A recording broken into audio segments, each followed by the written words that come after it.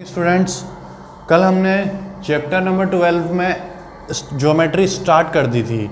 तो हमने उसमें कल एक्सरसाइज 12.1 कंप्लीट कर ली थी। उसमें हमने ओपन फिगर्स या फिर आपके ओपन शेप्स या क्लोज शेप तक हम आ चुके थे।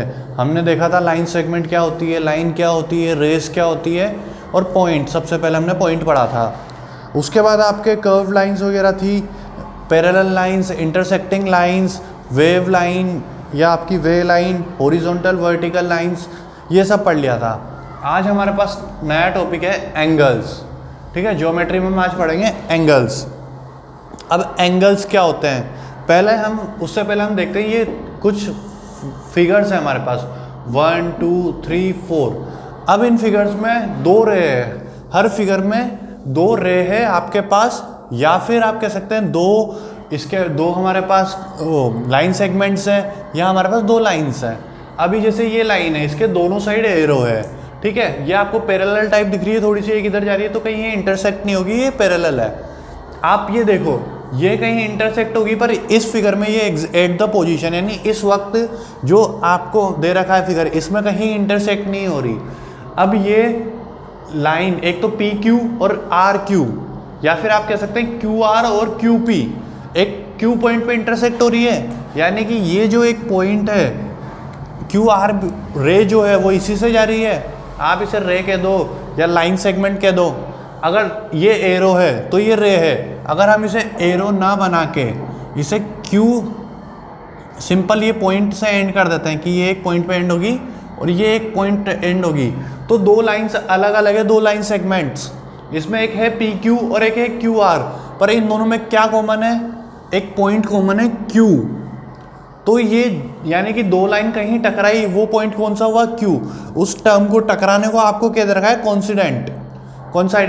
अब आप उसे इंटरसेक्ट पॉइंट भी कह सकते हो। कल मैंने पढ़ाया था आपको कि जब इस तरह से आपके पास दो लाइंस या फिर रेज या लाइन सेगमेंट कहीं इंटरसेक्ट करें तो आप इसको क्या बोलोगे, पॉइंट ऑफ इंटरसेक्शन। अब आप ये वाला फिगर लें, इसको आप जस्ट सपोज करें ये कुछ ऐसा दिख रहा है आपको, इस तरह से दिख रहा है। इसको अगर ऐसे टेढ़ा करें तो हम, ठीक है, सेम ही है लगभग। तो कल मैंने आपको पढ़ाया था। तो ये क्या है, जहाँ दो लाइन टकरा रही थी, ये उसके बीच का पॉइंट है। इस पॉइंट पे दो लाइन सेगमेंट्स या रेस टकराई या इंटरसेक्ट करी एक दूसरे, इंटरसेक्ट मतलब एक दूसरे से टकराना, तो वो पॉइंट था हमारे पास क्यू।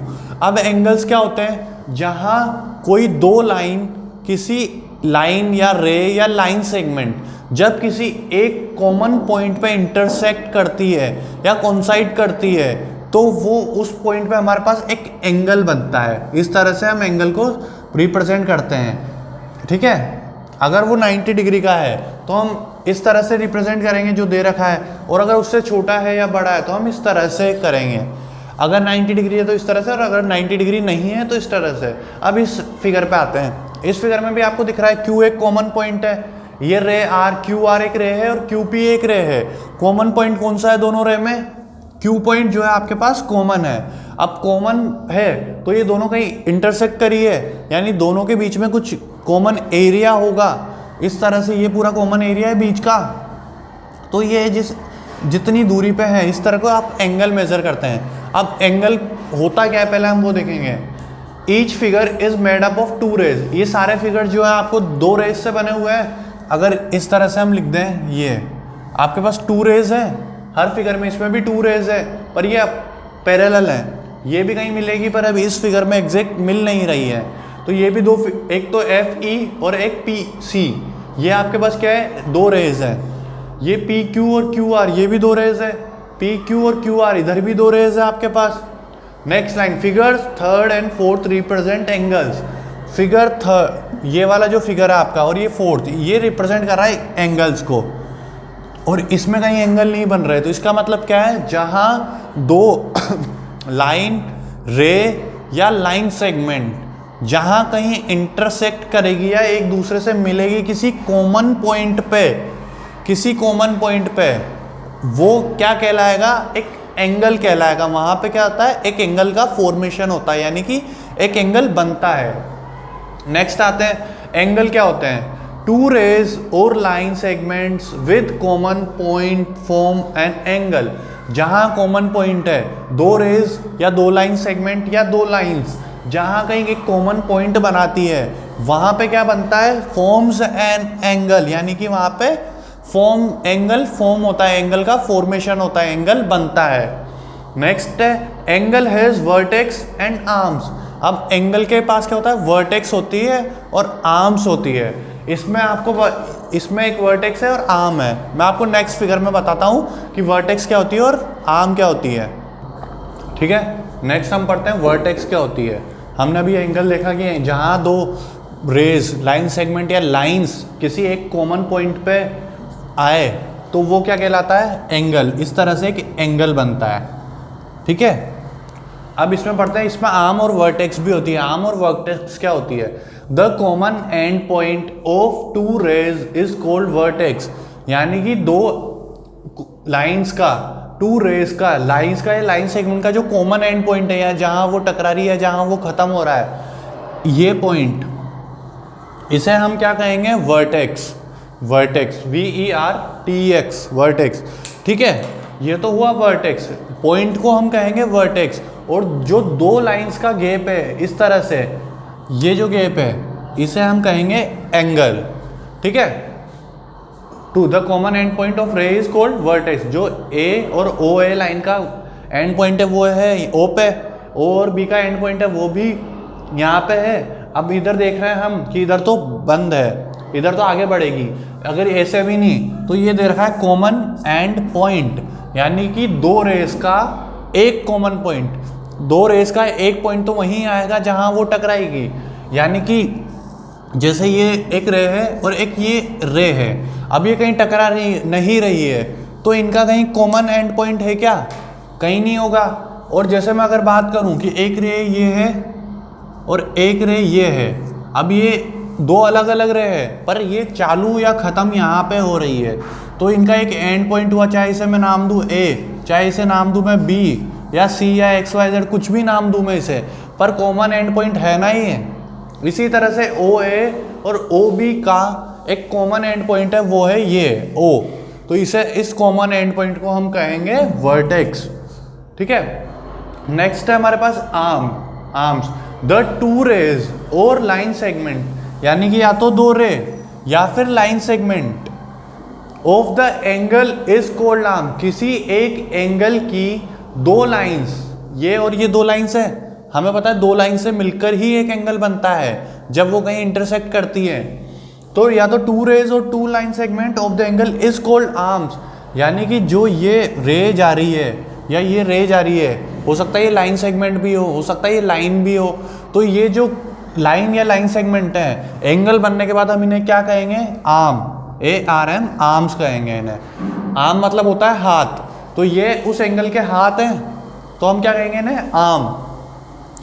अभी और आपको इसमें एक दे भी रखा है आपके book, many objects around you give an idea of an angle. आपके आसपास बहुत सारी ऐसी चीज़ें हैं जो आपको क्या करेगी, एंगल होने का आभास दिलाएगी, यानी कि आपको प्रिटेंड करेगी कि, या फिर आपको उससे उनकी पोजीशन देख के आपको लगेगा, दिखेगा कि वो एंगल बना रही है।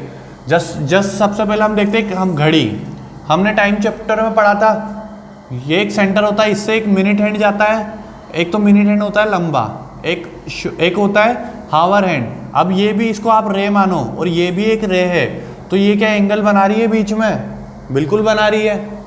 अब वो यहाँ 12 होता था, यहाँ 6, यहाँ 3, यहाँ 9, इस तरह से आपकी एक क्लॉक होती थी। ठीक है, तो उसमें दो, एक मिनट हैंड है और एक हावर हैंड है, तो क्या ये दोनों एंगल बना रही है, ये भी रेज ही हैं। ये देखो, अगर इसको कॉमन पॉइंट माना है, इसको सपोज हमने नाम दे दिया A कॉमन पॉइंट है, तो एक रे इधर B की तरफ जा रही है और एक हमारे C की तरफ, हमने इसको नाम दे दिया C और इसको B। तो दिख रहा है आपको कि एक तो जो है रे टाइप दिख रही है सेम उस तरह से।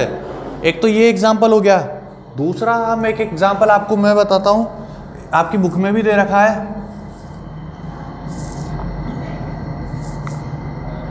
ये जैसी बनी है, आप थोड़ा देख लेना, ये थोड़ा सीजर टाइप लग रही है आपको एंगल्स। अब जस्ट सपोज आपको इस पार्ट को देखते हैं हम, एक मिनट आपको कलर चेंज करता हूँ। अगर हम इस पार्ट को देखें, ये आपकी कैंची, ये तो अंदर कैंची है, ठीक है, ये उसकी ब्लेड्स हैं। अगर हम देखें इस पार्ट को, ये एक तो ये और ये एक रे माने और ये भी एक रे माने, तो ये क्या एक एंगल बन रहा है क्या? बिल्कुल बन रहा है। ऐसे ही अगर हम इस चीज़ को देखें और इस पार्ट को देखें तो ये इधर जाएगा और ये, तो इसके बीच भी एंगल है, इनमें दोनों में एक कॉमन पॉइंट है। और अगर हम इधर भी देखें तो यहाँ एक कॉमन पॉइंट है, तो ये भी एक एंगल हो जाएगा और ये भी एक एंगल हो जाएगा। तो ये क्या है, कॉमन पॉइंट है इसके बीच में, चारों के बीच में कॉमन पॉइंट है। याद है एक बोल्ट टाइप होता है, तो उससे क्या कैंची हमारी जुड़ी हुई होती है। तो ये अगर बंद करोगे आप तो बिल्कुल ये इस तरह से हो जाएगी आपकी।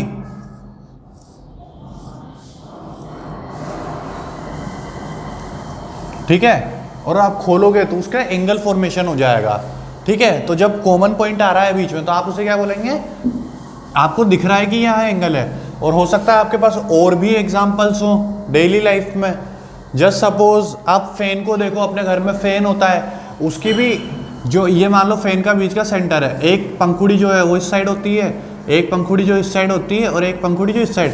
अगर हम इसे कॉमन पॉइंट माने तो ये भी एक रे है, एक ये भी एक रे है और ये भी एक रे है, तो इनके बीच का डिफरेंस एंगल बनाएगा।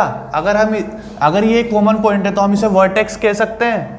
और ये जो इसकी आर्म्स है तो इनके बीच में ये एक एंगल बन रहा है, बिल्कुल बन रहा है। ऐसा आपके बहुत सारे एग्जांपल है डेली लाइफ में, आप ऑब्जर्व करके आप बताना बाद में कि कौन कौन से एग्जांपल है जो हमें एंगल्स का उनमें हमें एंगल्स दिखते हैं डेली लाइफ में। नेक्स्ट आपके पास है नेमिंग ऑफ एंगल्स, यानी किसी एंगल को नाम देना। किस तरह से हम नाम देंगे, तो उसके लिए आप जैसे ये एक डायग्राम बना रखा है मैंने, AOB। अब जो एंगल बनता है, जिस पॉइंट पे एंगल फॉर्मेशन होता है, जहां वर्टेक्स होती है, हम उसे सेंटर में लिखते हैं।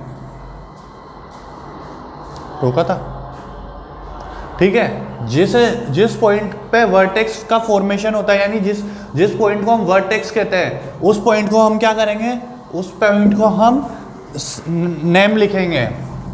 अब जो आर्म्स का पॉइंट दे रखा है कि ये A आर्म है और ये B आर्म है, तो हम इसको इस तरह O के बाद AOB इस तरह से लिखेंगे। इस एंगल का नाम क्या होगा, AOB। और हो सकता है इस एंगल का नाम हम BOA भी दे दें, दोनों सही है। पर इसमें कॉमन क्या दिख रहा है, हमें कॉमन दिख रहा है कि O हमेशा बीच में है, O सेंटर में है। तो O सेंटर में होने का रीज़न ये है कि जहां वर्टेक्स फॉर्मेशन होता है, यानी जहां एंगल बनता है और जो पॉइंट वर्टेक्स होता है, उसे हम हमेशा मिडिल में लिखते हैं, यानी सेंटर में लिखते हैं। फर्स्ट ऑफ ऑल तो ये इसे नाम दे दिया हमने। अब इसे हम एक और चीज़ इसमें करते हैं कि इसको लिखते कैसे एंगल्स को, हम बस उसको कुछ नहीं करते, इस तरह से आगे से एक डिनोट टाइप का स्ट्रक्चर बनाते हैं। जैसे हमने पढ़ा था कि लाइन सेगमेंट, जैसे ए बी एक लाइन सेगमेंट है तो हम उसके ऊपर ये बार लगा देते थे। अगर ए बी एक रे है तो हम उसके ऊपर इस तरह से ये लगा देते थे, और ए बी अगर लाइन है तो हम उसके ऊपर इस तरह से लगा देते थे। इसी तरह से अगर कहीं एंगल बन रहा है तो हम उसके आगे ये वाला एक साइन लगा देते हैं। ठीक है, आपकी बुक में भी दे रखा है। अब इसके कुछ हम एग्जाम्पल्स देखते हैं कि सर आपने बता तो दिया, इसे अब सोल्व कैसे करना है, एग्जाम में किस तरह से आएगा, तो हम देखते हैं। मैं कुछ एंगल्स देख रहा हूँ, बनाता हूँ यहाँ। एक ये इस टाइप से, एक ये,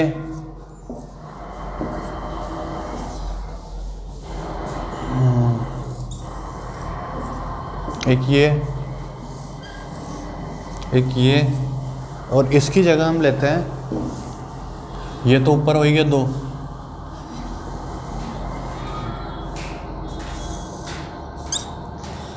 ये एक है। अभी ये सब एंगल बन गए तो इनके बीच में हम ये साइन लगाना ज़रूरी होता है। जहाँ डायग्राम में अगर हम किसी पॉइंट पर एंगल बना रहे हैं तो हम उनके लिए क्या करते हैं, इस तरह से एंगल डायग्राम में साइन लगते हैं। आपकी बुक में भी जब से एंगल चालू हो गए तो आपको यहाँ साइन मिल जाएंगे। और अगर ऐसा है कि एक कॉमन पॉइंट पे एक हॉरिजॉन्टल लाइन जा रही है और एक वर्टिकल लाइन जा रही है, तो आप उसे इस तरह से डिनोट करेंगे, 90 डिग्री का एंगल। वो हम आगे पढ़ेंगे कि इसे मेज़र करते हैं। अब हम बोलते हैं कि इस रे को तो मैंने नाम दे दिया A, इसको हमने दे दिया O, इसको हमने C दे दिया। अब हम इस पे आते हैं, इसको हमने दे दिया P, इसको हमने नाम दे दिया Q, इस पॉइंट को हमने नाम दे दिया R। इधर आते हैं वापस, इसको मैंने नाम दे दिया E, इसको नाम दे दिया मैंने F, ये एक पॉइंट है। इस आर्म को मैंने नाम दे दिया EF G, ठीक है। अब इसको मैंने इस वाली आर्म को नाम दे दिया M, इसको दे दिया O, इसको दे दिया मैंने N, ठीक है। अब आप कैसे नाम देंगे, ये आपको दिख रहा है दो OA और OC जो है, OA और जो OC है ये एंगल बना रही है O पे इस तरह से। अब हमने रूल क्या पढ़ा कि हम किस तरह से नाम लिखते हैं एंगल्स का, नेमिंग ऑफ एंगल्स। तो हमें पता है कि जहाँ एंगल बनेगा यानी जिस पॉइंट पे वर्टेक्स होगी या फिर एंगल बनेगा उसे हम लिखेंगे मिडिल में, ठीक है। और AC कहीं भी हो सकता है, जैसे सपोज हम इसमें लिखते हैं A को हम आगे लिख देते हैं, ये C, तो ये AOC हो गया क्या पूरा एंगल? नहीं, अभी हमने इसमें क्या एक और चीज़ पढ़ी थी कि इस तरह से साइन लगाना नेसेसरी होता है यानी ज़रूरी होता है। तो हमने इसका नाम क्या दिया, एंगल AOC। O पे एंगल बन रहा है वो हमेशा मिडिल में होगा जहाँ वर्टेक्स होगी। और दो जो आर्म का नाम है, जैसे इस आर्म का नाम है A, इस आर्म का नाम है C, तो ये आगे पीछे होगी। हो सकता है इसको हम इस तरह से भी, इसका नेम हम इस तरह से लिखें तो भी सही है, कोई रोंग नहीं है। अब इसका देखते हैं। अब हमें पता तो पड़ गया कि हम सबसे पहले ये लगाना होता है हमें इस तरह से ये। अब हमारी इच्छा हो रही है कि हम इधर से लिखना चालू करें, तो हमने लिखा पहले R।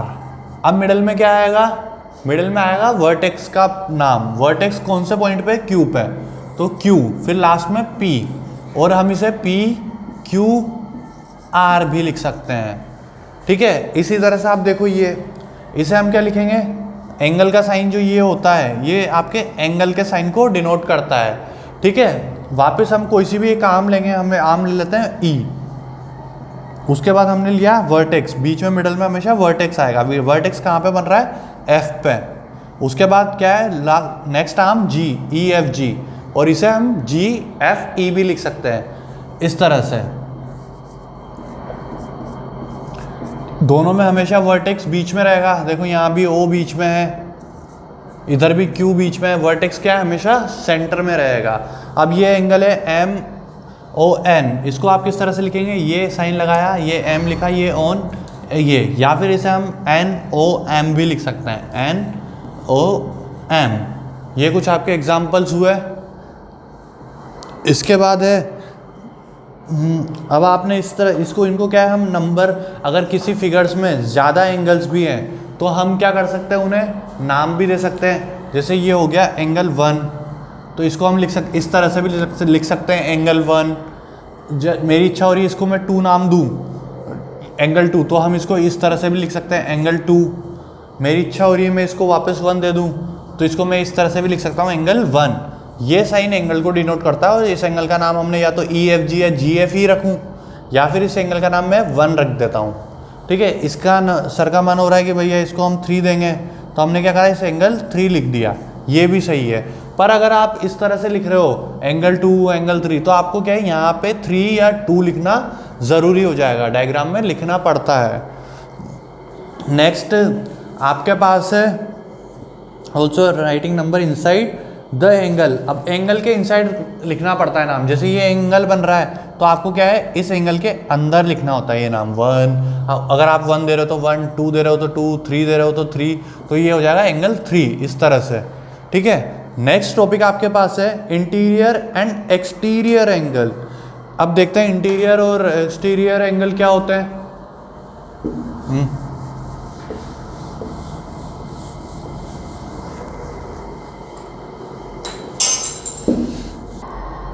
ठीक है बच्चों, नेक्स्ट हमारे पास टॉपिक है टाइप्स ऑफ एंगल।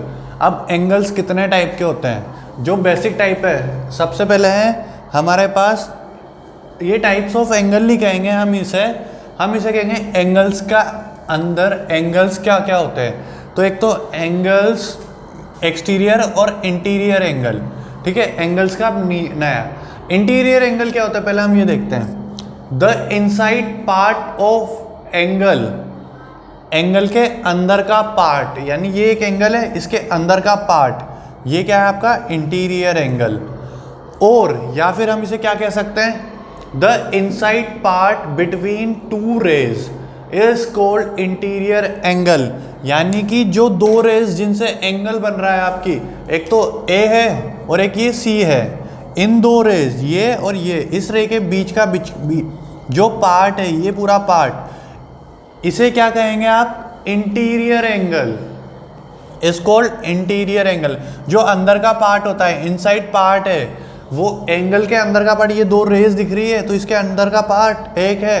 अब आपको पता है, जो हमने अगर डिस्कवरी चैनल देखा हो तो जो मगरमच्छ मुंह खोलता है वो इस तरह से खोलता है, तो उसके दांत वाला हिस्सा, इसको सपोज करो मगरमच्छ का मुंह है, ये उसके ऊपर आंखों वाला हिस्सा और ये उसका नीचे वाला हिस्सा, तो इसके बीच में क्या है? इंटीरियर एंगल आ जाएगा। जो जीभ वगैरह हिस्सा है ये सब आपका इंटीरियर एंगल। अब एक्सटीरियर एंगल पे आते हैं। द आउटसाइड पार्ट यानी बाहर का पार्ट, बाहर से मतलब आप समझ गए बाहर का पार्ट, इसके बाहर का, ऑफ एंगल। अब एंगल कहाँ बन रहा था? एंगल बन रहा था आपका ये वाला, तो ये एंगल का अंदर तो इंटीरियर, और एंगल का बाहर जो ये वाला पार्ट है पूरा, यानी कि ये पूरा पार्ट, ये आपका क्या है? Exterior angle. The outside part between two rays is called, यानी इन दो रे के बाद का पॉइंट ओ, अब है ना, इनके बाहर का, ये जो दो रेज है ए बी और बी सी, इनके बाहर का जितना भी एरिया है, ये सब क्या है? एक्सटीरियर एंगल, पूरा ये एक्सटीरियर एंगल है। अब हम एक क्वेश्चन करते हैं, उससे आपको थोड़ा बहुत समझ आएगा कि क्या होता है। ठीक है, ये तो आपका हुआ एक्सटीरियर एंगल, इंटीरियर एंगल अंदर वाला, और बाहर वाला आपका हुआ एक्सटीरियर एंगल, यानी दो रेस के बीच का जो हिस्सा है वो तो हुआ आपका इंटीरियर, और जो इनके अलावा जो हिस्सा है बचा हुआ वो एक्सटीरियर एंगल। अब मैं आपको एक पॉइंट दिया मैंने यहाँ पे P, और एक आपको यहाँ पॉइंट दिया मैंने Q।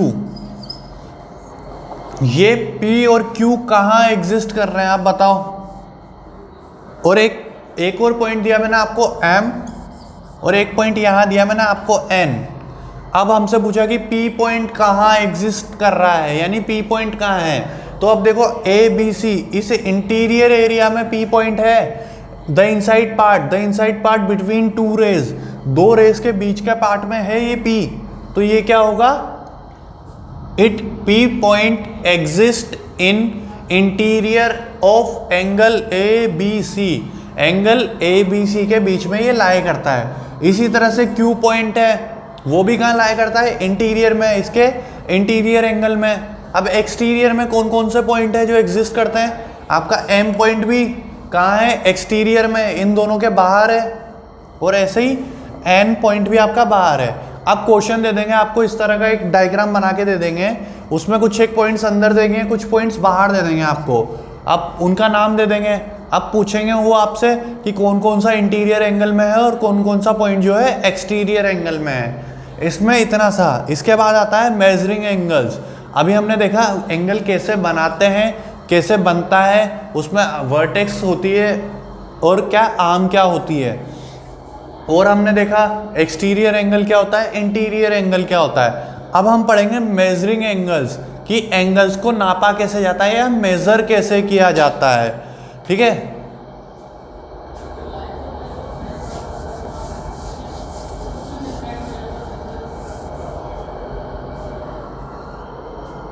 ठीक है बच्चों, नेक्स्ट हमारे पास टॉपिक है मेजरिंग ऑफ एंगल्स, यानी एंगल्स को कैसे मेजर किया जाता है, कैसे मेजर करेंगे।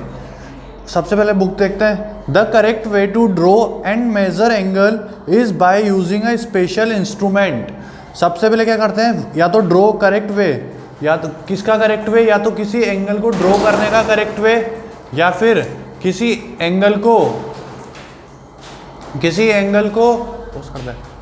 को मेजर करने का करेक्ट वे। वो क्या है, एक इंस्ट्रूमेंट यूज्ड आता है।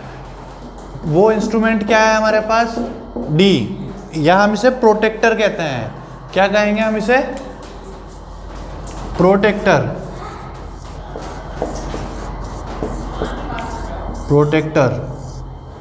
ठीक है, प्रोटेक्टर। आपने देखा हो सबसे पहले चैप्टर शुरुआत होते ही मैंने कहा था कि ज्योमेट्री बॉक्स जो होता है उसका ज्योमेट्री से लेना देना होता है क्या? आपको पता है उसमें एक ऐसा इंस्ट्रूमेंट टाइप का आता है आपका, उसे हम प्रोटेक्टर कहते हैं। ज्योमेट्री आगे यूज़ कहाँ आती है पता पड़ा, ठीक है, प्रोटेक्टर। अब प्रोटेक्टर से हम एंगल को मेज़र करते हैं, वो देखेंगे कैसे। सबसे पहले हम प्रोटेक्टर के बारे में पढ़ते हैं, ठीक है। इससे ही हम ड्रॉ कर सकते हैं किसी एंगल को, या फिर इसी से हम क्या है किसी एंगल को मेज़र कर सकते हैं, ठीक है। अब इसको क्या है, कुछ और भी, इसको डी भी कहा जाता है, कई जगह हम डी कहते हैं। दिख रहा है आपको, ये डी शेप का है। इसे अगर हम टेढ़ा करें तो ये इस डी शेप का दिख रहा है आपको, इसीलिए इसको क्या है, कई लोग क्या है इसे डी भी कहते हैं कि एक डी है। इसे प्रोटेक्टर भी कहा जाता है, और हिंदी में इसे हम चांदा कहते हैं, चांदा, ठीक है। The protractor has 2 rows of degree marked along its curved edge. जो इसकी एक कर्व एज है, ये कर्व्ड एज मतलब कोना, मतलब किसी चीज़ का कॉर्नर, उसे हम क्या कहते हैं, एज। और कर्व हमने पढ़ाई था, कर्व लाइंस जो मुड़ी हुई होती है इस तरह से, ये क्या है, कर्व एज। क्या दे रखा है, the protractor has 2 rows of degree marked. इसमें क्या है, 2 rows है, एक तो ये ऊपर वाली रो और एक ये नीचे वाली रो। इनमें 2 रो है, दोनों में क्या है, डिग्री मार्क्ड हो रखी है। जैसे ये 10 डिग्री, 20 डिग्री, 30 डिग्री, 40, 50, 60, देन 90, 100, 130 और ये लास्ट 180। ऐसे ही इधर से अंदर वाली में 10, 20, 30, 40, 70, फिर 100, 140 एंड देन 180। तो क्या है, इसके पास 2 रोज है जिसमें डिग्री जो है वो मार्क्ड होती है, मार्क हो रखी होती है। द आउटर एज है 0 मार्क्ड ऑन द लेफ्ट। अब लेफ्ट जो आउटर एज है, यानी बाहर वाली जो ये वाली एज है, इसके लेफ्ट में आउटर एज है 0 मार्क ऑन द लेफ्ट। अब ये डी इस तरह से है, तो लेफ्ट कहाँ है इसका, इस साइड। तो इसके आउटर एज पे क्या है, सबसे पहले क्या मार्क होता है, 0। क्या मार्क्ड है, 0। The row on the inside. अब जो इनसाइड वाली रो है, ये क्या है, मैंने बाहर लिखे हैं, बाकी ये इस जगह अंदर लिखे हुए होते हैं, ठीक है। तो जो अंदर वाली रो है वो उसका कहाँ होता है, 0 राइट में। अब ये इस तरह से, तो राइट कहाँ है, इधर, तो इसका 0 कहाँ पे मार्क्ड है, इस जगह पे, ठीक है। There are 2 rows so that you can measure the angle irrespective. यानी आप 2 rows है, आप इस एंगल को इधर से भी मेजर कर सकते हो और आप उधर से भी मेजर कर सकते हो। Of each side it opens, each scale measures angle from 0 to 180 degree. अब जो दोनों एंगल्स है, जैसे दोनों रोज है, इसमें देखो 0 से लेके इधर 10, 20, 30, 40, 50, 60, 70, 80, फिर 90, फिर 100, 110, 20, 30, 40, 50, 60, देन इधर 180 पे आता है। और जो अंदर वाली एज है वो यहाँ से 0 से स्टार्ट होती है, उसमें भी पूरे कितने हैं, 180। 0, 10, 20, 30, 40, 50, 60, 70, 80, 100, 180 के बाद ये 90 यहाँ पे, ये भी 90 है, ठीक है। 90 दोनों में कॉमन जगह ही आता है, 90 का मेजरमेंट यहाँ पे होगा। 100, 110, 120, 130, 140, 150, 160 एंड देन लास्ट 180, ठीक है। दोनों में कितने मेजर होते हैं, 180, 0 से लेके 180 तक।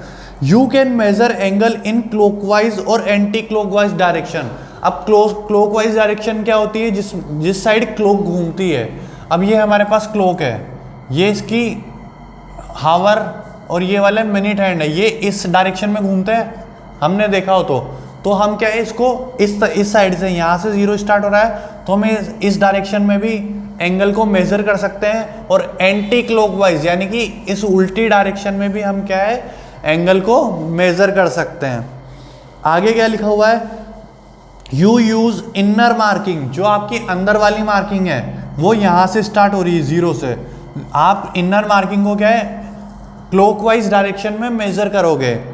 और outer marking for anti clock, ये जो आउटर मार्किंग है बाहर की, इसमें आप क्या है, एंटी क्लॉक डायरेक्शन में मेजर करोगे। आपकी बुक में गलत दे रखा है थोड़ा सा, उसको मिस प्रिंट है, उसे सही कर लें आप। लास्ट जो लाइन है, clockwise direction and outer marking of anti clockwise direction, last जो वर्ड है उसे एंटी क्लॉकवाइज कर लें, क्लॉकवाइज की जगह। अब है steps for measuring angle, place the centre of the protractor on the vertex. अब जो किसी एंगल की, ये जो एंगल है इसे कहाँ रखा जाता है, ये कोई एंगल है, ये एंगल बना हो रहा है, इसकी जो वर्टेक्स है इसके सेंटर को, एक प्रोटेक्टर के सेंटर को उस वर्टेक्स पे रखा जाता है, ठीक है। Adjust the protractor such the base line, अब ये जो लाइन है डायमीटर की जहाँ 0 180 आ रहा है, 0 और 180 आ रहा है, इसे क्या कहते हैं हम, बेस लाइन, हम कहेंगे इसे बेस लाइन। जो एंगल की बेस लाइन है और ये 180 और 0 की बेस लाइन है, ये क्या है, हमें इस तरह से एडजस्ट करना होता है कि ये दोनों सेम हो जाएं, ये यहाँ पे आ जाए और ये जो वर्टेक्स है ये बिल्कुल यहाँ इस सेंटर में हो।